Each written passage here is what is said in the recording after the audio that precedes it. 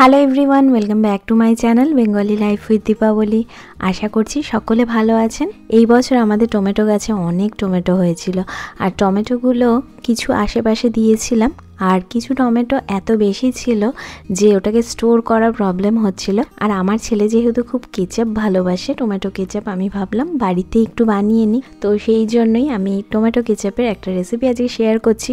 বানিয়েছিলাম তাই আপনাদের সাথে শেয়ার করছি কিভাবে আমি করেছিলাম। ফার্স্টে আমি টমেটোগুলোকে ভালো করে ধুয়ে নিয়েছি, কেটে নিয়েছি। তারপরে একটা প্রেশার কুকারে আমি টমেটো নিয়েছি, তার মধ্যে কিছুটা নুন দিয়েছি প্রয়োজন মতো, আর আমি জল দিয়েছিলাম। জলটা আমার দেওয়াটা উচিত হয়নি, অ্যাকচুয়ালি ফার্স্ট টাইম করছি, আমার অতটা জানা নেই। যে আমি ভেবেছিলাম টমেটোগুলো হয়তো মানে পুড়ে যেতে পারে তো প্রেশার কুক হওয়ার সময়, তো সেই জন্য আমি জল দিয়েছিলাম। আপনারা জল ছাড়াই করতে পারেন, কারণ টমেটো থেকে এমনি নিজে জল বেরোয়, তো সেই জন্য জলের প্রয়োজন হয় না।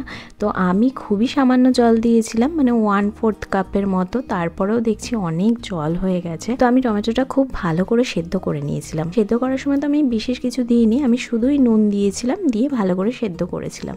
এই যে টমেটোর কিছুটা জল আমি তুলে রেখেছিলাম, কেননা এই জল সমেত টমেটোটা যদি আমি এখন মিক্সিতে পেস্ট করি তাহলে আমার অনেক বেশি মানে হয়ে যাবে জলটা কিছুটা তুলে যে সলিড পোর্শনটা ছিল টমেটোর, সেটা নিয়ে আমি মিক্সিতে পেস্ট করি। তো পেস্ট করার পর আমি ছেঁকে নিচ্ছি। পেস্ট করার পর যে ওর চোকলা থাকবে আর যে সিডগুলো থাকে সেগুলোকে ভালো করে আমি সেপারেট করে নিয়েছি, আর যেটা মেইন সলিড পার্টটা সেটা নিয়েছি। তো সুন্দর করে ছেঁকে নেওয়ার পরে আমি যে জলটা তুলে রেখেছিলাম সেটাও মিশিয়ে দিয়েছি, কেননা ওটা তো টমেটোরই জল ছিল।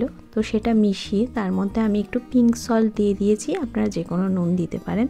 তো সেটা দেওয়ার পরে আমি এটাকে ভালো করে একটু ফোটানোর সময় আমি দিয়ে দিচ্ছি একটু ভিনিগারটা আমি দিচ্ছি এটা প্রিজার্ভ করার জন্য।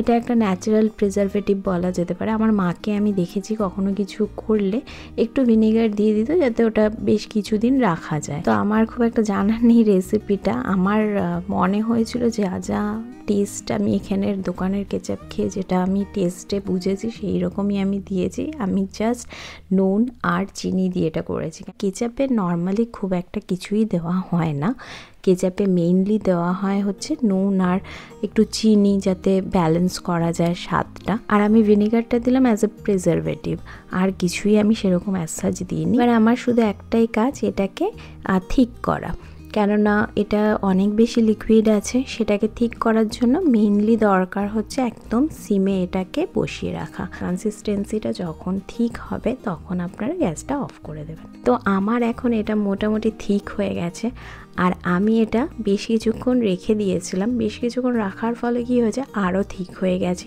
এই যে এখন এইটা একদম কেচাপের মতো হয়ে গেছে।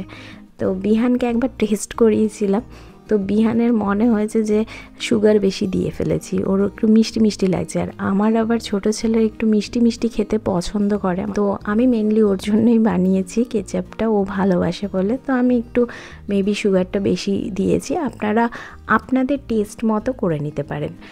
আপনাদের যদি মনে হয় একটু ঝাল করবেন, একটু ট্যাঙ্গি টেস্ট হবে, তো সেক্ষেত্রে আপনারা এর সাথে লঙ্কা মেশাতে পারেন, আবার ভিনিগার একটু বেশি দিতে পারেন। তো সেটা আপনারা আপনাদের টেস্ট ওয়াইজ করে নেবেন।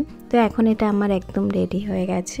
তো কেচাপের এই রেসিপিটা সেরকমভাবে অ্যাজ সাচ কিছুই নেই, খুবই সহজ, বাড়িতে করেছি তাই আপনাদের সাথে শেয়ার করলাম। আশা করছি ভালো লাগবে, আর যদি ভালো লাগে তাহলে অবশ্যই একটা লাইক করে দেবেন, আর আমার পাশে থাকবেন, আমার চ্যানেলের পাশে থাকবেন। সকলে ভালো থাকবেন, সুস্থ থাকবেন। নমস্কার।